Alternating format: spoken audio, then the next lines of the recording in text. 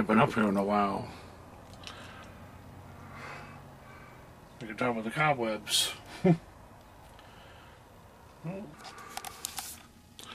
Yeah. Got time for a little bit of different direction here. There's a good candle for like fall and winter.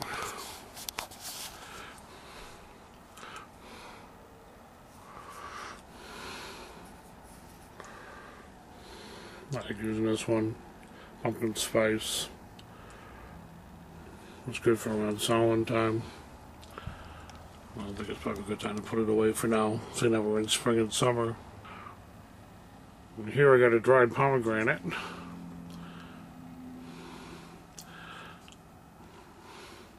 And I do mean thoroughly dried. These are good to have. Good for all kinds of spell work. Doesn't make a noise, doesn't need to. But you don't find too many dried pomegranates around. On this I worked on specially. Took about 2 years to do. But it's all dried. It's all perfect. And it's a perpetual pomegranate. Cool. Some people might think it's kind of weird to have decorations up near your altar, especially ones like this. But I kind of like them. This is my skull. Multiple colored strobe light in front of a octagon mirror. And this is my spider. Strobe cube in front of a circular mirror. I turn them on every time I'm up here. This is my Pan statue.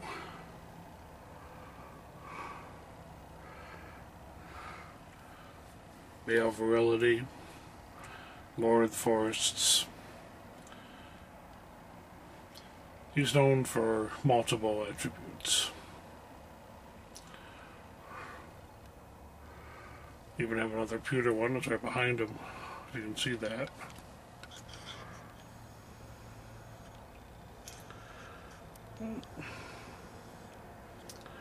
And both in front of a scrying mirror.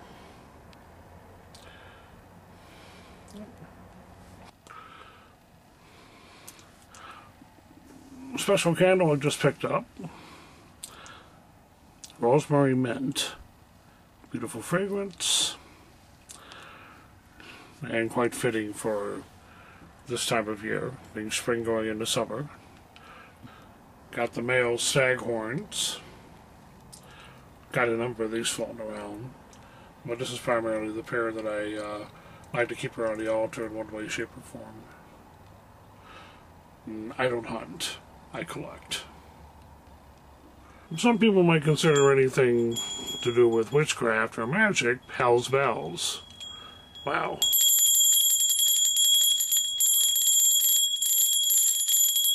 I wouldn't call this hell's bell. I would call this an antique brass bell. I like it. Someday I want to get something a little bit bigger and more robust to mark ritual beginning and end, but this has always been my favorite one for the past several years. I don't see this changing anytime soon. Timing is everything, even in magic. My way to pass time? A rather stylish, gothic-looking hourglass, covered naturally by spider webs. Yeah, I can't get more magical, and you can't get more gothic than that.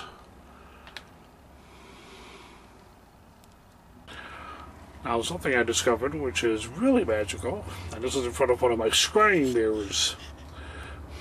Just can't get a close-up on her.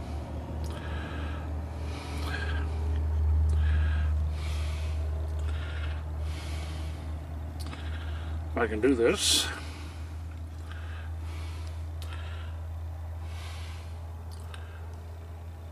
She's real. It's an actual spider in an actual web in front of an actual scrying mirror. She's quite real. Don't know what's type of spider she is. But spiders are quite sacred. And she's quite real.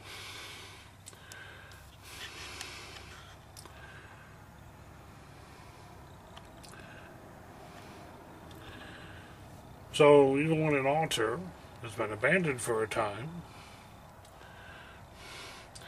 it's still quite alive. And things make home wherever they can find.